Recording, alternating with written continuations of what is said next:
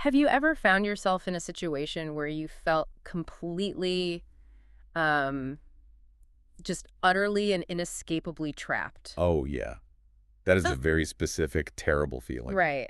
I want you to really sit with that feeling for a second. Think back to a moment in your life where there is simply no way out. Nowhere to run. Exactly. Maybe it was a massive make or break project at work with, an impossible deadline looming over you. Or a career move where you put your entire life savings and professional reputation on the line. Or perhaps it was a deeply personal challenge, like a health crisis or a family emergency where failure simply wasn't an option you were allowed to entertain. You look around, and every single exit door you usually rely on is dead bolted. Yeah, there is no plan B. There's no safety net waiting to catch you. It's just you, the towering obstacle in front of you, and that terrifying, suffocating pressure of having absolutely no escape route. A lot. And here's the thing, when you look back on that exact moment, when the dust has settled and you're safely on the other side, you realize something really profound.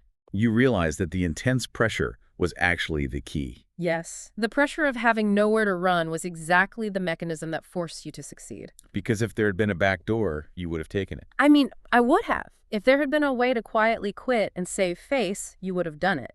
But because you couldn't quit, you dug into reserves you didn't even know existed. You achieved something you never thought possible, entirely because you had no other choice. Which brings us to the core mission of today's deep dive. And this is such a fascinating one. It really is. We are looking at a text that was written thousands of years ago, but it contains some of the most shockingly modern, ruthless, and precise psychological insights into this exact phenomenon. This phenomenon of human desperation. Right. We have gathered an extensive collection of historical translations alongside centuries of detailed notes from brilliant commentators, all focused on one specific, legendary chapter of Sun Tzu's Art of War. The chapter called The 9 Situations. 9 situations. Now, if you just casually skim this chapter, on the surface it looks like a manual on ancient military geography. Yeah, it reads like a very dry textbook. Like where to park your wooden chariots or how to march your infantry through a swamp without getting stuck. Or what to do if you find a mountain on your left side. Right, but reading it as a mere physical map is a fundamental mistake. And that is precisely where the genius of the text lies. Exactly. Our goal today is to decode this ancient topography. We are going to read this merely as a guide to ancient battlefields. So what are we actually looking at? Well, what we actually have here, meticulously hidden beneath the talk of mountains, marshes, and narrow defiles, is a complete psychological blueprint. A blueprint for survival. Yes, survival, strategy, and understanding human nature under extreme duress. Sun Tzu identifies 9 varieties of ground, but the true revelation is how the physical terrain completely dictates the mental state of the people standing on it. The commentators really obsess over that, don't they?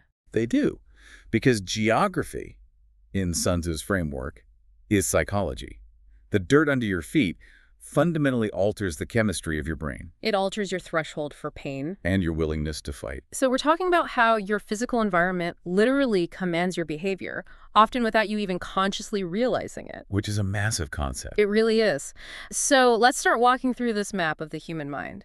The text begins with what I think we can easily call the home field disadvantage. That's a great way to put it. Sun Tzu introduces the first 2 of the 9 situations, dispersive ground and facile ground. Let's define those. Yeah, so dispersive ground is defined as fighting in your own territory. And facile ground is when you have crossed the border into hostile territory, but you've only penetrated a very short distance. And Sun Tzu provides incredibly strict, absolute rules for both of these situations. He does not mess around. No, he doesn't. On dispersive ground, your own home turf, his rule is blunt. Fight not. Which is wild. Do not engage the enemy on your own land. Right, and to our modern sensibilities, this sounds entirely counterintuitive. I mean, we're raised on the romanticized idea of defending our homeland. Yeah, we talk about the home field advantage in sports, where the roar of your own crowd lifts you up. We have this deeply ingrained cultural belief that fighting for your own soil gives you this magical reservoir of strength. But Sun Tzu and the ancient commentators fundamentally and honestly aggressively disagree with that romantic notion. They absolutely tear down that myth. They lay out the raw psychology of why it's called dispersive ground. It's because the soldiers are near their homes. Exactly. They're literally within walking distance of their own families, their comfortable beds. So if a battle starts to get really tough, If the enemy pushes hard and blood starts spilling, the temptation to just scatter is huge. To drop your weapons, disperse in every direction, and run back to the safety of your own front door. It's simply too high for the average human brain to resist. There's a brilliant note here from the commentator Tu Mu that perfectly encapsulates this. Oh, I love this note. Yeah, he observes that in an advance on home soil, forces completely lack what he calls the valor of desperation. The valor of desperation. And he says that when they retreat, they will find harbors of refuge. That specific phrase, harbors of refuge, is the skeleton key here. It really is the key to understanding failure in this context. If your brain subconsciously knows that there is a warm bed and a cooked meal just a few miles away over that hill, your nervous system will actively rebel against enduring extreme pain. Because you don't actually have to endure it. Right. The psychological out completely ruins the physical commitment. Your body will give up long before it actually needs to because your brain has already calculated the easier alternative. It's like, imagine trying to do the most grueling, high-intensity workout of your life. Okay, I'm picturing it. But you decide to do it in your own living room, right next to your incredibly comfortable plush couch. No, that's dangerous. Exactly. The temptation to just quit when your lungs start burning is astronomical because comfort is literally 3 feet away. You don't have any valor of desperation when you could just drop the weights and turn on the television. But if you force yourself to drive 20 miles out of town to a bare bones, freezing cold gym. Or you're running on an isolated trail 5 miles from your car. Yes, you have to finish the workout, you have to endure the pain because you have systematically removed your harbor of refuge. That is an exceptionally accurate modern translation of the concept. The proximity to comfort disperses your resolve. It dilutes your focus. Which is precisely why Sun Tzu moves us immediately to the second situation, facile ground. Facile ground. This is when you have penetrated just a little bit into enemy territory. You've just crossed the border. And the commentators explain that the word facile is used here specifically to denote the facility for retreating. It's simply too easy to turn around and go back. You haven't fully committed yet. So Sun Tzu's ironclad rule for facile ground is halt not. You do not stop. Do not set up a permanent camp. Keep your feet moving forward. And Tu Mu gives what has to be the ultimate classic piece of historical advice for curing this specific psychological weakness. He says, when your army has crossed the border, you should literally burn your boats and bridges behind you. Burn the boats. Yeah. You do this to make it absolutely undeniably clear to every single person in your ranks that you have no hankering after home. You have to physically destroy the facility for retreating. And we hear the phrase burn the boats all the time in modern business seminars, right? Oh, constantly. But we have to understand the raw, terrifying reality of what that meant in the ancient world. Burning the boats is not a tactical military maneuver. It doesn't harm the enemy at all. Exactly. It is a violent psychological intervention performed on your own people. You are forcibly, permanently changing the mental state of your team by altering their physical reality. Because think about the cognitive load of a soldier. As long as that wooden bridge exists behind them, a percentage of their brain's processing power is constantly calculating escape. Like if the left flank falls, we can make it to the bridge. Right. Or if we lose our supplies, we can run back across. Their minds are divided. But by setting that bridge on fire and watching it collapse into the river, you instantly unify their focus. You take that wasted cognitive energy and force it entirely onto the obstacle in front of them. Survival now only exists in one direction forward. It completely shifts the paradigm. It really does. So if being too close to home is a psychological trap because of the constant temptation to flee, what happens when you keep marching forward? What happens when you reach a piece of territory that everybody actively wants to control? That brings us to the next phase of our deep dive, high-stakes real estate. The sources lay out 3 very specific types of highly valuable ground. Contentious, intersecting, and serious ground. Let's define these clearly because they each present a unique puzzle that commanders still struggle with today. Absolutely. So, contentious ground is defined as ground that imports a massive strategic advantage to whichever side occupies it. Think of a vital choke point in the landscape. The commentator Cao Kung defines it beautifully as ground where the few and the weak can defeat the many and the strong. A classic Western historical equivalent would be the pass at Thermopylae. Right, where the geography itself acts as a force multiplier, allowing a tiny Greek force to hold a massive Persian invading army in check for days. But here is where Sun Tzu throws a huge curveball. For this incredibly valuable contentious ground, His rule is, attack not. Which makes you pause.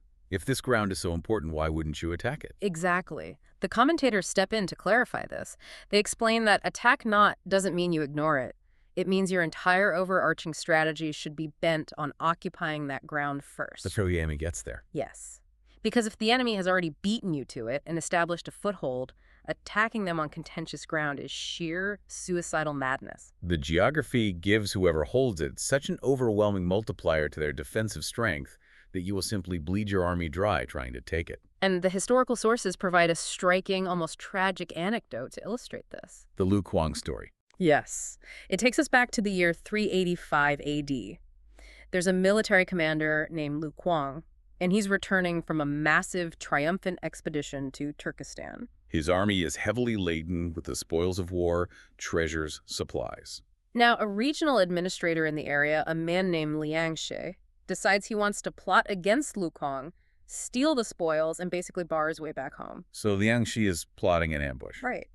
And his advisor, a local governor named Yang Han, gives him what seems like an incredibly sound, rational piece of advice based perfectly on Sun Tzu's principles. Yang Han tells his boss, look, Lu Kuang's soldiers are fresh from a series of victories. They are vigorous, their morale is through the roof. They are meddlesome and dangerous.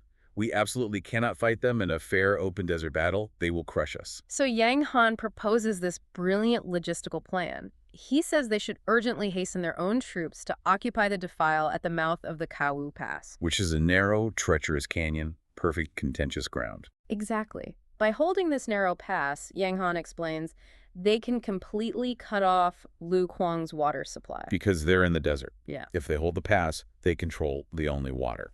Right.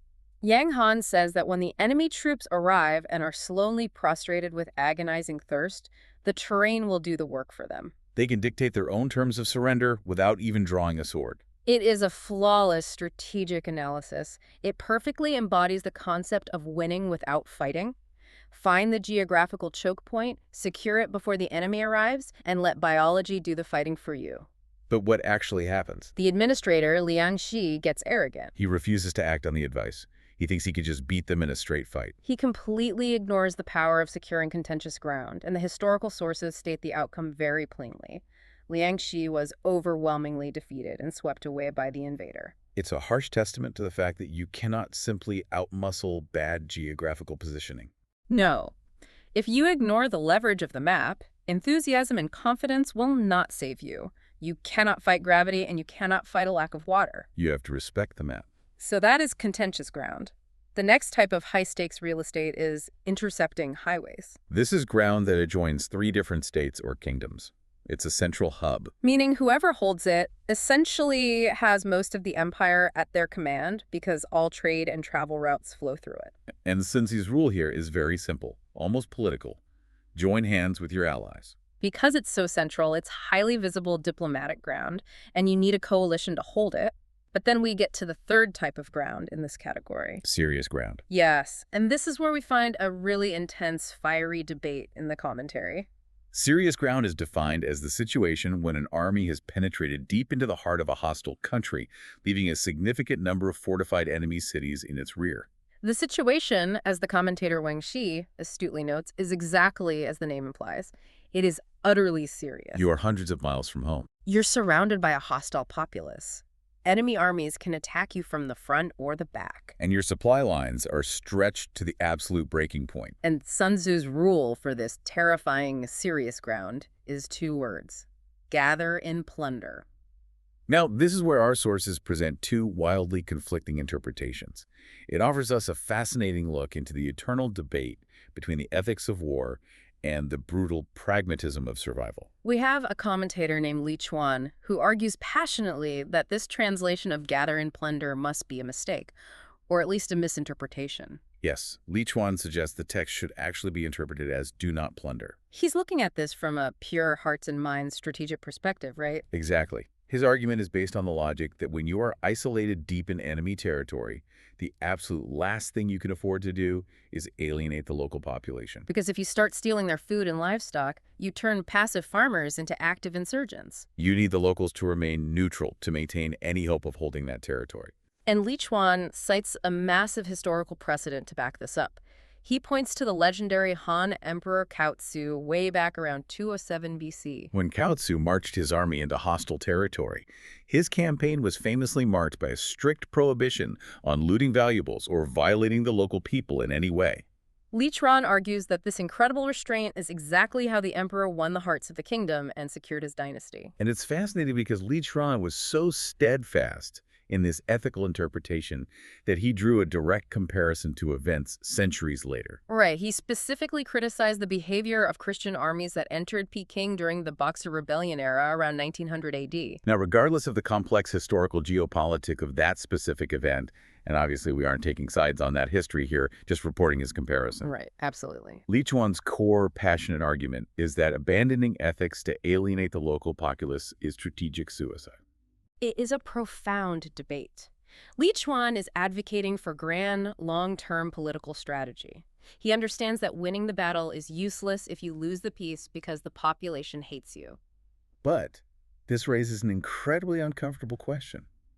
Does high-minded idealism survive the brutal, immediate reality of a starving army at the end of a stretched supply line? And this is where another giant among the commentators, Tu Mu, steps into the debate and brings the analytical hammer down. Tu Mu has absolutely zero illusions about the grim reality of serious ground. Yeah, Tu Mu basically reads Li Chuan's argument, shakes his head, and says, "That is a beautiful, noble thought, but my men are dying of starvation right now." Tu Mu states that when you are encamped on serious ground, there is no strategic inducement to advance any further, and because of the fortified cities behind you, there's no possibility of retreat. You are stuck. Therefore, Tu Mu argues you ought to immediately take measures for a protracted grinding resistance. And how do you survive a protracted resistance when you are completely cut off? Tu Mu says you must aggressively bring in provisions from all sides. You must ruthlessly supply yourself from the environment around you. Plunder isn't about greed in this context. It is about caloric survival. What we are witnessing here is the eternal tension between grand political strategy and gritty logistical reality. Li Chuan is deeply worried about the long-term political fallout and insurgencies. Tu Mu is solely focused on the immediate physiological needs of the soldiers. Tu Mu's unstated logic is brutal but undeniably true. If your soldiers starve to death this winter, the long-term political fallout is completely irrelevant because your army won't exist. Sun Tzu's original instruction to gather and plunder leans heavily toward Tu Mu's pragmatic survivalist view. When you're isolated on serious ground, your overriding objective is sustaining the physical energy of your force. Everything else is secondary to calories and water. So gathering supplies from the enemy implies you are in for a long, miserable stay. You are digging trenches and preparing to suffer. But what happens when the geography itself, the actual dirt, rocks, and water, actively tries to kill you before the enemy even shows up? This brings us to a part of the text we can call the geography of nightmares. Yes. We are now looking at difficult, hemmed-in, and desperate ground. These are environments where the terrain is no longer just a passive chessboard. It becomes a hostile, active participant in the conflict. First, we have difficult ground. This is defined as mountain forests, rugged steeps, deep marshes, and fens. It is country that is simply exhausting to traverse. Mud that sucks the boots off your men, dense brush that breaks up your formations. Sun Tzu's rule here is straightforward but physically punishing. Keep steadily on the march. Do not linger in places where the environment constantly drains your resources. Get through it as fast as humanly possible. But then the map gets exponentially worse. We reach hemmed-in ground. This is ground reached through narrow, towering gorges, places from which you can only retire by tortuous, winding, single-file paths. It's a claustrophobic nightmare. It really is. It's a situation where a tiny handful of the enemy, standing on the cliffs above, could drop rocks and crush a massive body of your men simply because you have absolutely no room to maneuver. No room to deploy your shields, no room to fight back. You are trapped in a geographic hallway. And Sun Tzu's rule for hemmed-in ground is resort to stratagem. You cannot fight your way out with brute force because brute force requires space. You have to trick your way out. And the historical commentaries provide one of the most brilliant cinematic illustrations of what resorting to stratagem actually looks like here. Oh, this is easily one of my favorite historical stories we've ever covered. It's incredible. Okay, let's unpack this. We are talking about the sheer panic of being trapped on hemmed-in ground, and the sources bring up the legendary Carthaginian general, Hannibal. Hannibal? Right. He's campaigning in Italy, and he finds himself utterly hemmed in among the mountains. To all appearances, he is completely, fatally entrapped by the Roman dictator Fabius. Hannibal's massive army, including his baggage train and animals, is stuck at the bottom of a deep defile. The Romans hold all the passes above them, and night is quickly falling. It looks like the end of the campaign. The trap has snapped shut. So we have to analyze the options available to Hannibal in that moment. A conventional commander would have looked at that situation and attempted a desperate uphill frontal assault against the fortified Roman positions in the dark. Which would have resulted in an absolute massacre. The Romans had the high ground and the choke points. But Hannibal understands the fundamental nature of hemmed-in ground. He knows his physical strength is neutralized by the terrain. He must resort to an unusual psychological artifice to blind the enemy. So what does he do? He looks around his baggage train and he gathers up roughly 2,000 oxen. 2,000 oxen. Then he has his men gather dry wood and fasten large bundles of twigs and branches securely to the horns of these animals. He waits until the dead of night, when pitch-black darkness covers the mountains.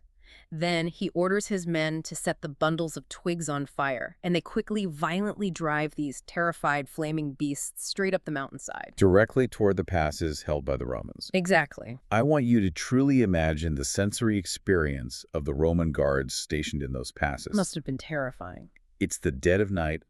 They are in an isolated, echoing mountain range. They're tense, expecting a desperate human breakout. Suddenly, they hear the thundering of thousands of hooves echoing off the canyon walls. And then they see thousands of rapidly moving, erratic, unnatural lights charging directly toward them up the steep slopes. The sheer, bizarre nature of the spectacle, the chaotic, zigzagging movement of what appeared to be an unstoppable army of fire demons, completely short-circuited the Romans' rational assessment of the threat. They lost their minds. They completely panicked. They thought it was some kind of dark magic, a supernatural force, or at least a massive, unpredictable assault that they couldn't comprehend. So they literally abandoned their highly defensible positions. They withdrew in alarm to save themselves from the fire. And while the mighty Roman army was running around the mountains in the dark, chasing phantom fire cows, Hannibal's actual army quietly, calmly, and safely marched right through the undefended defile and escaped into the open country. that is the ultimate definition of resorting to stratagem. What is truly fascinating about Hannibal's maneuver is how he weaponized the environment. You really did. He used the psychological weight of the darkness, the echoing acoustics of the mountains, and the Romans' own tension against them. He gave them a spectacle that broke their mental models, turning the hemmed-in ground into a theater of illusion. He didn't defeat their swords. He defeated their perception. But, as narrow and deadly as hemmed-in ground is, there is one final, ultimate stage in this geographic descent into hell. Desperate ground. Yes. Desperate ground is the climax of Sun Tzu's entire geographic philosophy. It's defined as ground on which we can only be saved from utter destruction by fighting without a single second of delay. The commentator Cao Qing pictures it vividly to help us understand.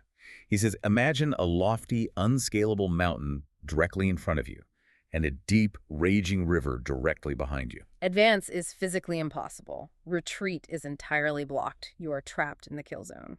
Another commentator, Chen Hao, offers a metaphor that just chills you right to the bone. Yeah, he says to be placed on desperate ground is exactly like sitting in a boat that is rapidly leaking in the middle of a lake, or crouching in a wooden house that is actively on fire. The environment itself ensures your imminent death if you remain passive for even a moment. And so, Sun Tzu's rule for desperate ground is the most primal, violent command in the entire text. Fight. Tumu elaborates on this with a terrifying description. He asks us to envision an army with a steep ravine on your left, a sheer mountain on your right, all avenues of retreat completely cut off, your supplies exhausted, destitute of water, and your men worn out to the point of collapse. In this terrible, hopeless play, all conventional military skill is completely unavailing. The only variable left is the raw, unadulterated, primal will to survive. And here is where our deep dive pivots. Okay. We move from analyzing the nightmare geography you accidentally stumble into to analyzing the nightmare geography a brilliant commander intentionally creates. Oh, this is the good part. The historical sources give us an unbelievable story about deliberately, mathematically manufacturing desperate ground to unlock that primal human energy. It's the story of a commander named Cao Huan in the year 532 AD. Cao Huan finds himself in a seemingly impossible situation. He is completely surrounded by a massive, overwhelming coalition army. His own force is comparatively tiny, right? Very small. Yeah. He commands only about 2,000 horsemen and slightly under 30,000 infantry. Vastly, hopelessly outnumbered. Now, the lines of the enemy army surrounding his camp were not drawn perfectly tight. Because the enemy was so confident, there were visible gaps left at certain points in their encirclement. So think about basic human nature here. If you are a tired infantryman surrounded by a massive army that is going to kill you tomorrow morning, and you look out into the twilight and see a gap in their lines, Your brain starts screaming, "Run! Escape through the gap in the dark." that is the exact facility for retreating we talked about earlier. It's a harbor of refuge. But Cao Huan deeply understands the psychology of Sun Tzu. He knows with absolute certainty that if his men try to leak out through those gaps during the night, they will break formation. They'll lose all And cohesion. they'll be hunted down and slaughtered one by one by the enemy cavalry in a chaotic retreat. He doesn't need them to run. He needs them to stay and fight with the terrifying fury of dead men. So Cao Huan does something that, to a conventional mind, seems utterly insane. Instead of trying to orchestrate a stealthy escape through those life-saving gaps, he actually maneuvers his own resources to block all the remaining outlets himself. He takes a large number of his own oxen and donkeys, ropes them tightly together in massive clumps, and drives them directly into the gaps in the enemy lines. Effectively barricading the exits. He intentionally builds the walls of his own burning house. He seals his own tomb. He locks the doors from the inside. And the psychological effect this has on his own troops is immediate, violent, and explosive. The historical records state that as soon as his officers and foot soldiers saw that their own commander had intentionally blocked the only exits, a wave of realization washed over them. They realized there was absolutely nothing left for it but to conquer or die. The agonizing burden of making a decision to run or to fight was forcefully removed from their shoulders. And because that decision was gone, their spirits rose to an extraordinary, almost hysterical pitch of exultation. They were forced into the pure psychological state of a cornered predator. The cognitive load of calculating an escape vanished, replaced entirely by pure, aggressive adrenaline. And when that happened, they didn't just defend themselves, they charged the massive enemy army with such desperate, suicidal ferocity that the opposing ranks completely broke and crumbled under the onslaught. Cao Huan defeated a vastly superior force, not with better weapons or clever flanking maneuvers, but by chemically altering the courage of his men. He manipulated their neurochemistry by mathematically removing their physical ability to retreat. It's terrifying, but you have to admit, it is awe-inspiring leadership. It really is. But as I'm thinking about this, to execute a maneuver like Cao Huan's or to catch an enemy in one of these traps, there's one overriding element that has to be present. Which is? You can't slowly, obviously set up a trap. If you take 3 weeks to build a wall behind your men, the enemy will see what you're doing and adapt. To force these psychological states, you have to snap the trap shut instantly. Which bridges perfectly into Section 4 of our deep dive, the absolute necessity of blinding speed and the controversial deception required to achieve it. Sun Tzu states this principle with absolute clarity. Rapidity is the essence of war. He instructs commanders to take advantage of the enemy's unreadiness, to make your way by unexpected, arduous routes, and to attack unguarded spots before the enemy even knows you are in the region. The commentator Tumu goes so far as to call this rapidity the absolute profoundest truth of all military science. We must understand that speed, in this context, is not merely about physical velocity. It is about cognitive shock. Cognitive shock! It is about arriving with a lethal force before the enemy's mind has even prepared for the possibility of your existence. We have 2 incredible anecdotes from the ancient texts that highlight just how devastating this cognitive shock can be. The first is about a man whose sheer hubris regarding logistics and time cost him absolutely everything. The story of Meng Ta. In the year 227 AD, a regional governor named Meng Ta was meditating a massive revolt. He was actively planning to betray his emperor and pledge his region to a rival state. But a fiercely loyal imperial general named Su Sma, I caught wind of these treasonous rumors. Meng Ta, however, was highly confident and utterly relaxed in his rebellion. Why? Because he had done the logistical math. Oh, the fatal spreadsheet. Exactly. He sat down and wrote a detailed letter to his co-conspirators explaining his massive safety buffer. He calculated the distances involved. He reasoned that it would take Suma a certain number of days just to hear the reliable news of the revolt. Then Sumai would have to travel to the capital, formally petition the emperor for permission to mobilize an army, wait for the bureaucracy, gather the supplies, and then actually march the army the 1,200 li to reach Mengta's city. And just to contextualize that distance for us today, 1,200 li is roughly 400 miles. Moving an ancient army of thousands of men, carrying heavy armor, weapons, and food on foot over 400 miles is a monumental logistical nightmare. So Mengta calculates all this and confidently tells his allies that he has a whole month to quietly fortify his city walls and prepare his defenses. He literally writes, Suma is sure not to come himself, and whatever minor generals he sends won't be worth troubling about. Mengta is comfortable. He feels totally secure behind his spreadsheet of distances and times. But Suma understands the profoundest truth of military science, the psychological devastation of rapidity. When Sumai's own officers advise him to cautiously investigate the rumors first, Sumai outright refuses. He says no, we must punish him at once while his mind is still wavering, before he fully commits and throws off the mask. So Sumai completely bypasses the imperial bureaucracy. He doesn't ask permission. He immediately launches a brutal series of relentless forced marches, pushing his men to the absolute limit of human endurance. Covering those 400 miles at a staggering pace, and brings his fully armed force directly under the walls of Mengta's city in a space of just 8 days. 8 days instead of a month. The contrast between the two letters Mengta writes is just the perfect illustration of his reality shattering. Oh, it's amazing. The first letter is arrogant, bureaucratic, and secure. The next letter he writes just a few days later is filled with pure, trembling consternation. Mengta writes to his allies, though only 8 days have passed since I threw off my allegiance, an army is already at the city gates. What miraculous rapidity is this? And a fortnight later, the siege was over, and Mengta had lost his head. What miraculous rapidity is this? That is the exact sound of an enemy's paradigm collapsing.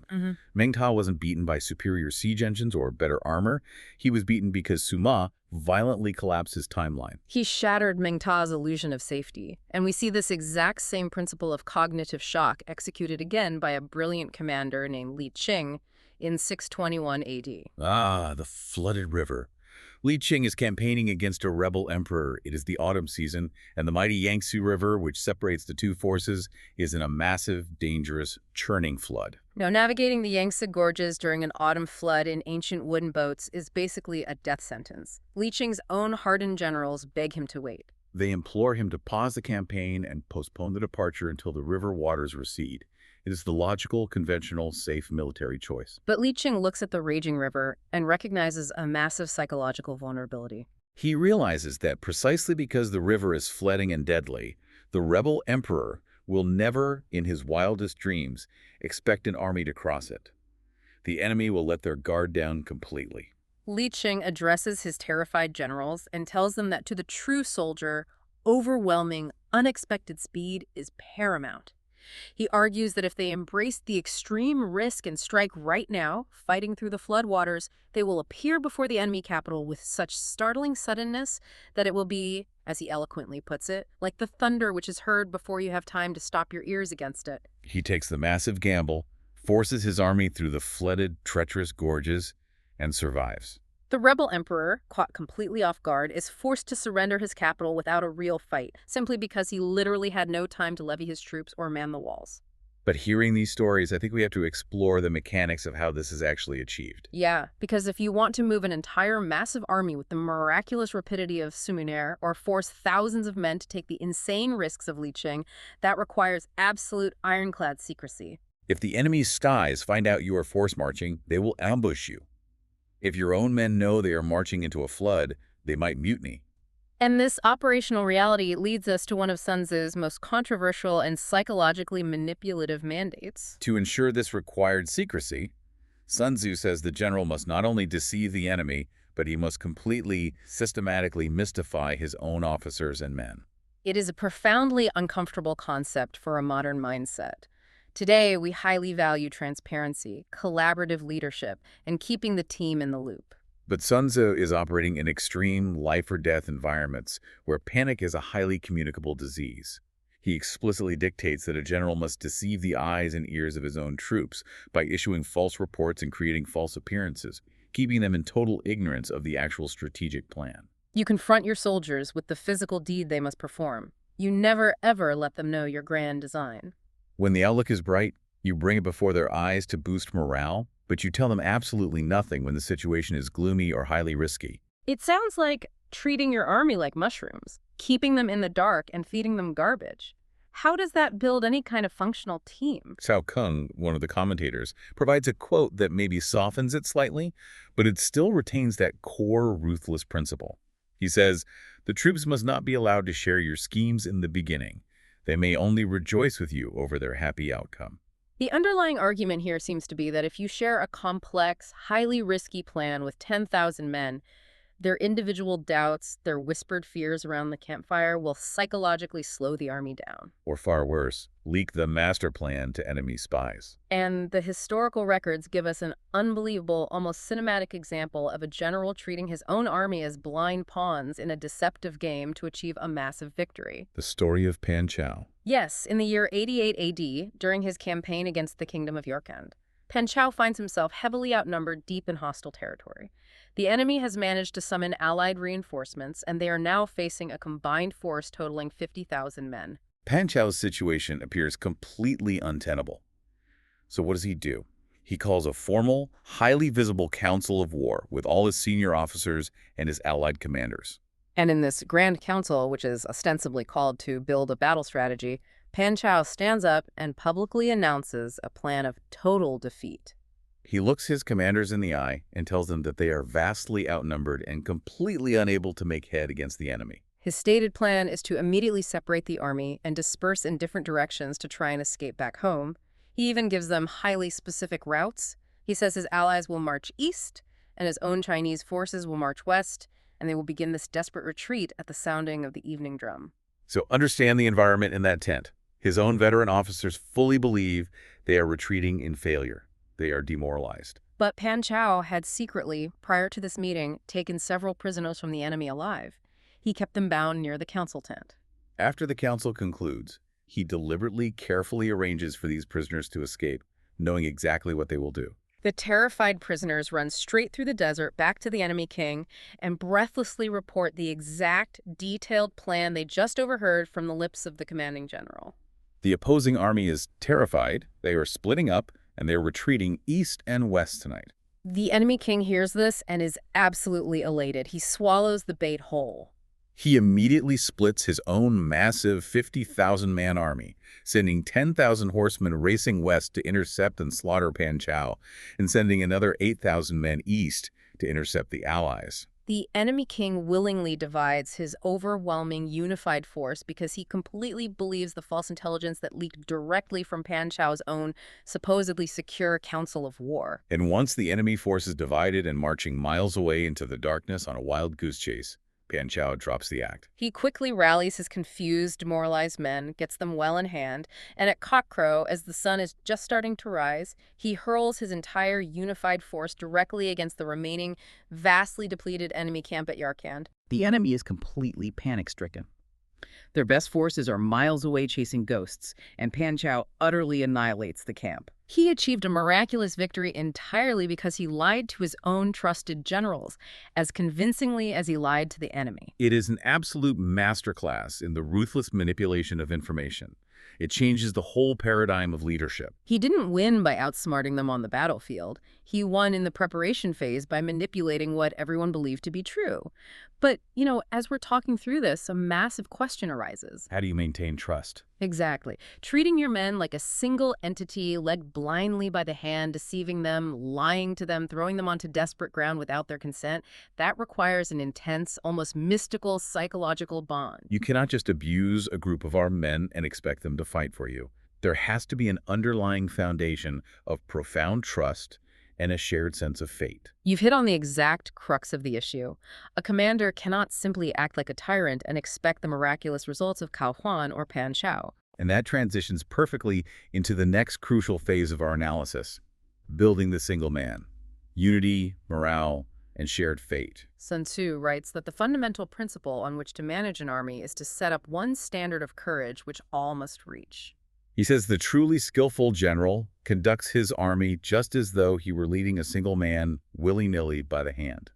So how do you actually build that? How do you get thousands of individuals with their own fears and desires to trust you enough to let you lead them into a burning house? The sources give us a brilliant historical case study in human resources and morale management that answers this perfectly. We go back to the year 224 BC. A famous, highly respected general named Wang Chen is tasked with invading the powerful state of Chu.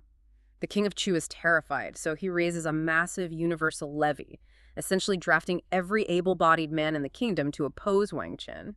Wang Chen marches his army to the border, but he takes a moment to assess the psychological state of his own troops. He senses a hesitation. He realizes they are anxious, tired, and not psychologically ready to operate as that unified single man. They lack the necessary aggression. So despite the pressure to advance, Wang Qin builds a fortified camp and flatly refuses all invitations to fight. The massive Chu army marches outside his walls, taunting his men, trying to provoke a battle day after day, but Wang Qin stays stubbornly on the defensive. And what does he do while he's hiding his army behind those walls? He has to work on their psychology. He devotes his entire time and energy to winning the affection and absolute confidence of his men. He makes sure they are fed incredibly well, prioritizing the supply lines for luxury foods. He publicly shares his own meals with the lowest-ranking foot soldiers to show solidarity. He sets up extensive facilities for warm bathing. He essentially creates a luxury spa and resort environment in the middle of a muddy, tense war zone. He is meticulously building psychological capital. He is demonstrating to his men through tangible physical deeds rather than empty motivational speeches that he values their well-being and their lives above all else.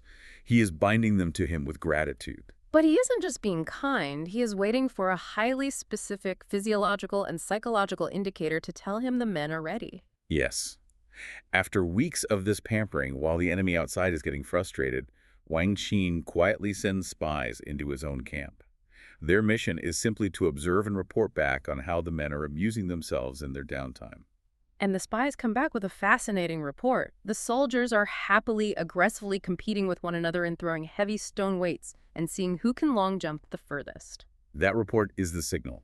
When Wang Qin hears that his army is spontaneously organizing physically demanding athletic competitions, putting the weight in long jumping, he knows the psychological alchemy is finally complete. He knows their spirits have been strung up to the required pitch. Think about the neurochemistry of what is happening in that camp. His men are well-rested, they are deeply personally loyal to him, they are physically robust from good food, and they are now overflowing with aggressive, competitive, kinetic energy that has absolutely nowhere to go. They're bored of the spa. They want to conquer. They are vibrating with pent-up violence.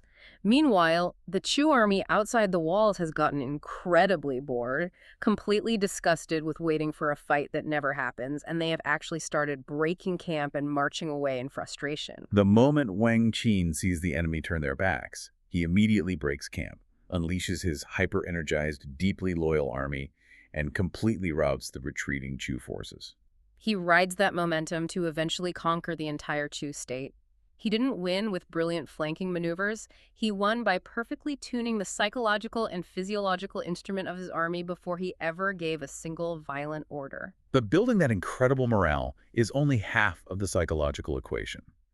A general must also ruthlessly, systematically eliminate anything that threatens to degrade or fracture the carefully built morale. Which leads to Sun Tzu's fascinating mandates regarding fear and cognitive viruses. He explicitly orders generals to prohibit the taking of omens and to strictly do away with all superstitious doubts. The commentator Tu Mu expands on this deeply, quoting another ancient military source that says, spells, incantations, and fortune-telling should be strictly forbidden in the camp, and no officer should ever be allowed to inquire by divination into the fortunes of an army. Because, as the ancient saying goes, a superstitious soldier dies 1,000 deaths. Exactly.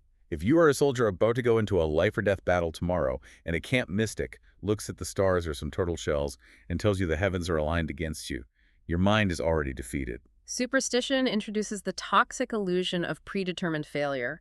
It fractures the concept of the single man because individuals within the ranks begin to privately panic based on imaginary, uncontrollable variables. The general loses control of the psychological narrative. Sun Tzu demands that all these abstract doubts and spiritual scruples be violently discarded. You must force the soldier to confront the brutal, immediate reality of the physical deed they must perform with their spear and shield, not the unknowable spiritual design of the universe. And this intense, almost terrifying focus on brutal reality leads to a detail in the text that I found so counterintuitive, yet so profoundly, beautifully human. Sun Tzu says that on the very day they are ordered out to battle, your soldiers may weep. He describes those sitting up bedewing their garments with tears, and those lying down letting the tears run down their cheeks. The literal translation of the Chinese character actually leans closer to the word sniveling. To a modern reader, or even a novice commander, the sight of an entire army weeping and sniveling in their tents hours before a massive battle sounds like a catastrophic failure of morale. It looks exactly like cowardice and terror. But the ancient commentators violently and universally disagree with that superficial assessment. Yeah, Cao Kun clarifies this beautifully. He says they are not weeping because they are afraid of the enemy. They are weeping because they have all embraced the firm, unshakable resolution to do or die. It is the solemn, overwhelming emotional weight of truly accepting their own mortality. They have crossed the psychological bridge from which they cannot return. It is the ultimate psychological letting go. They are grieving. They are actively mourning the lives, the futures, and the families they are about to sacrifice. Then ironically, that profound act of mourning is exactly what frees them to fight without the fatal hesitation of self-preservation. Sun Tzu notes that once these weeping men dry their tears and are brought to bay, once they are placed on that desperate ground where retreat is impossible, they will display legendary, terrifying courage. And Sun Tzu cites two specific, famous historical examples of exactly what this dead man walking courage looks like. He says they will display the courage of a Chu or Kuei. Now, the stories behind these two names are incredibly intense. Chu refers to Tuan Chu, an assassin employed in 515 BC to kill a heavily guarded sovereign. Tuan Chu hid a small dagger in the belly of a roasted fish that was being served up at a royal banquet. He calmly walked up, presented the fish, drew the dagger, and succeeded in killing the king. He did this knowing with absolute 100% certainty that he would be immediately hacked to pieces by the king's bodyguard the very next second, which he was. Total, fatal, unhesitating commitment. And the other hero cited, Chao Kuei, performed a staggering exploit in 681 BC. His state had been militarily defeated and was being forced to surrender a massive slice of valuable territory in a humiliating peace treaty. During the formal ceremony, surrounded by hundreds of enemy soldiers, Cao Kuei suddenly leapt forward, seized the opposing duke as he stood on the altar steps, and held a dagger directly against his chest. Standing there, completely surrounded by hostile armed retainers who could have killed him instantly, Cao Kuei calmly and firmly demanded the full restitution of all stolen lands. The duke, absolutely terrified by the coldness in Cao Kuei's eyes, agreed to the demands. Cao Kuei then casually flung away his dagger and quietly stepped back into the crowd without even changing the color of his face. He didn't even change color. His heart rate probably didn't even spike. That is the exact standard of cold, unbreakable courage Sun Tzu is demanding of an entire army, the focus of a man who has already accepted his own death. And when you finally combine all of these elements we've discussed, the calculated manipulation of geography, the absolute ruthless deception of your own troops, the blinding speed and the manufactured desperation of the weeping soldier, you get something truly historically extraordinary. You achieve the perfect storm of military psychology and strategy. And here's where it gets really interesting. This is the big one. Because all of these massive concepts finally converge. This brings us to the absolute climax of our sources, what I consider the ultimate masterpiece of desperation. The battle fought by the legendary general Han Xin in the year 204 BC against the massive army of Chao. We're going to slow down here and look at this closely, because this single battle integrates every single concept we have discussed today into one flawless, mind-bending, and highly risky operation. It truly is a symphony of psychological manipulation and geographic weaponization. To set the stage, Han Xin is marching his forces toward the Qingxing Pass. Waiting for him at the mouth of this pass is the massive, fully mustered army of Chao. Han Xin is heavily outnumbered, and he knows with absolute certainty that he cannot defeat this army in a conventional open-field battle. If they just line up and fight, he loses. Therefore, he must construct an elaborate psychological trap. Let's break down the mechanics of this trap. Step 1 is the hidden setup. It is midnight the night before the battle is supposed to begin. Under the cover of complete darkness, Han Xin secretly detaches a highly mobile body of 2,000 light cavalry. He gives every single man in this unit a bright red Han flag. Their instructions are to make their way silently through the narrow mountain defiles in the darkness, bypass the main enemy force, and hide in the hills immediately overlooking the enemy's fortified base camp. They are told to stay perfectly still and watch the enemy closely. And Han Xin's instruction to this hidden cavalry unit is highly specific and totally reliant on his understanding of human nature. He tells them, tomorrow, when the men of Chao see me in full flight, they will abandon their fortifications and give chase. That is your sign. When the camp is empty, you rush in, tear down all the Chao standards, and set up our red banners of Han in their stead. So he's already planning his own fake, humiliating defeat before the sun even comes up. He is scripting the enemy's actions. Now for the actual bait. Han Xin takes 10,000 of his own infantrymen, and he orders them to march out of the pass and form a line of battle in the open valley. But he orders them to stand in a highly specific, totally bizarre location. He orders them to form up with their backs entirely, completely blocked by the rushing waters of the River T. We must pause to understand how crucial this moment is. By intentionally putting a deep, uncrossable river directly at the backs of his own men, Han Xin is blatantly, almost comically, violating standard orthodox military doctrine of the era. Every military manual, every experienced commander knew the golden rule. You place a hill on your right rear for defense and a river on your left front. You never ever put your back to uncrossable water, because if the enemy pushes you back even a few feet, your men drown. It is tactical suicide. And the enemy commanders standing on the walls of their fort know this. The historical sources tell us that when the Chao army looked out from their parapets as the sun rose and saw the Han army forming up with their backs practically in the river, the entire enemy army broke into loud, echoing laughter. They thought Han Xin was an absolute buffoon, an amateur who didn't know the first thing about basic military tactics. But that mocking laughter is exactly the psychological state Han Xin wanted to induce. He is intentionally accommodating himself to the enemy's purpose. He is actively encouraging their contempt. By looking incompetent, he's making them overconfident, greedy, and eager to rush out and destroy this seemingly foolish commander. So the trap is set. It is broad daylight. Han Xin personally marches out of the pass with the remainder of his army, displaying his massive commander-in-chief flags and beating his war drums loudly. He advances and engages the Chao army in a brief, fierce, noisy skirmish. And then, exactly as he scripted it, he fakes a panic. He and his commanders abruptly turn around, intentionally abandon their highly prestigious flags and ceremonial drums right there in the mud of the battlefield, and they flee for their lives back toward those 10,000 men who are trapped against the river. Now we enter the phase of manufactured desperation. The Chao commanders, sitting in their fortifications, see the ultimate prize. The enemy commander is fleeing in sheer terror, abandoning his standards. The lure of capturing the famous Han Xin and easily annihilating his trapped army in one stroke is psychologically irresistible. The Chao army empties its fortifications entirely. Every single man, from the cooks to the elite guards, rushes out of the gates to pursue the fleeing Han Xin and to secure the glorious trophies left on the field. The massive Chao army surges across the valley and violently slams into the Han forces that are backed against the river. But instead of an easy panic slaughter, the Chao army hits an immortal wall of desperate, terrifying men.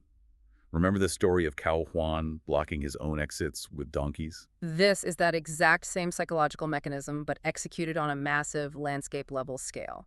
The Han soldiers realize instantly that they cannot retreat a single inch. If they take one step backward, they plunge into the freezing river tide and drown. They are standing on the ultimate desperate ground. And so the neurochemistry takes over. They fight with the terrifying, unbreakable, blood-soaked ferocity of men who know they are already dead. And while the entire massive Chao army is bogged down at the riverbank, exhausting themselves physically and mentally trying to break this immovable wall of desperate fighters, the final phase of the plan is triggered. Those 2,000 hidden Han cavalry, who've been waiting patiently in the hills all morning, see the enemy camp empty out. They immediately rush down into the undefended Chao camp. In a matter of minutes, they tear down every single enemy flag, and they hoist 2,000 bright red banners of Han along the walls. The trap snaps shut. The Chao army is sweating, bleeding, and struggling against the unyielding men at the river. The fight is dragging on. Suddenly, someone in the Chao ranks looks back over their shoulder toward their safe, secure, heavily fortified base camp. And what do they see? The entire camp is a sea of enemy red flags. The psychological shock of that visual is instantaneous and catastrophic. The Chao soldiers, seeing their home base suddenly covered in red flags, cannot comprehend how it happened. Their brains short-circuit. They are instantly convinced that a massive, unseen Han army has somehow teleported behind them and overpowered their king. They assume their leadership is dead, their supplies are gone, and they are surrounded. Their entire perception of reality shatters in a single second. They completely lose their minds in panic. The historical sources say the Chao army broke up in wild disorder, dissolving into a chaotic, screaming stampede.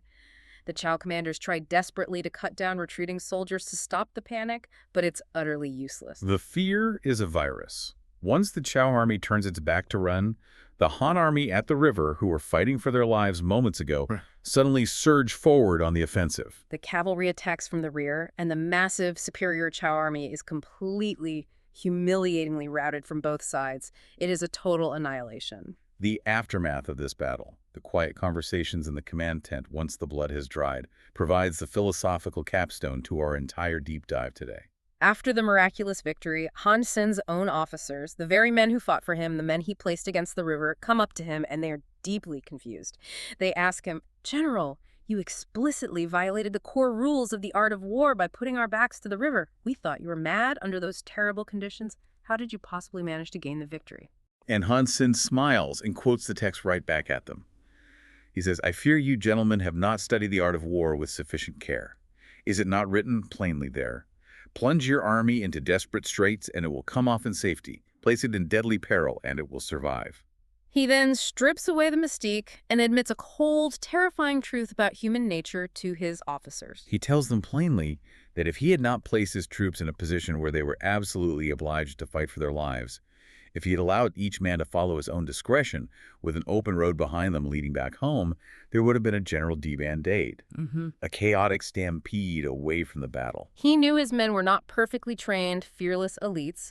They were normal, scared human beings who would instinctively run if given the chance. He had to mathematically remove their choice in order to save their lives. So, after exploring all these ancient battlefields and mind games, what does this all mean for us? As we bring this incredible journey to a close, let's synthesize exactly what we've learned from these brilliant, ruthless, ancient strategists. We have learned that geography, whether physical or metaphorical, is never just empty space. It is the silent, invisible dictator of human psychology.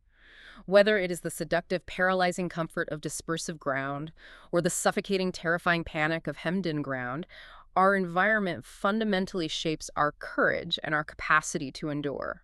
We have seen that true leadership sometimes requires the incredibly heavy, lonely burden of concealing the map from your own team, orchestrating their reality to ensure their ultimate survival. And above all, we have seen proof that the most potent, explosive force in human nature is the sheer energy unleashed when retreat is mathematically impossible. Which brings me directly to you, listening right now. I want you to evaluate where you are standing today. Look closely at your life, your career trajectory, your current massive project, or your relationships. Are you currently standing on dispersive ground? Are you surrounded by comfortable distractions, harbors of refuge, and safety nets that give you a built-in excuse to quit when things inevitably get hard? Do you perhaps need to purposely pick yourself up, leave that comfort zone, and place yourself squarely on desperate ground? Maybe you need to burn your own metaphorical boats or break your own cooking pots to violently eliminate your facility for retreating. Maybe removing your plan B is the only way to force yourself to achieve the goals you know you are truly capable of. It is a daunting, terrifying prospect to intentionally trap yourself in order to force growth. But as we leave you today, there is one final, almost unsettling thought from the ancient text that builds on everything we've discussed, but flips the perspective entirely on its head. Sun Tzu writes, "Success in warfare is gained by carefully accommodating ourselves to the enemy's purpose." The commentator Chao Kung bluntly translates the reality of this phrase as feigning stupidity. Feigning stupidity. Yes. We have spent this entire deep dive talking about fighting against overwhelming odds, fighting with manufactured desperation, and striking with blinding speed. But what if the ultimate strategy isn't fighting hard at all? What if true mastery in your life, your highly competitive career, or your personal conflicts is lulling your opponents into a deep, false sense of security? What if the genius move is happily acting exactly as weak, as predictable, and as stupid as they desperately want you to be right up until the very moment you strike?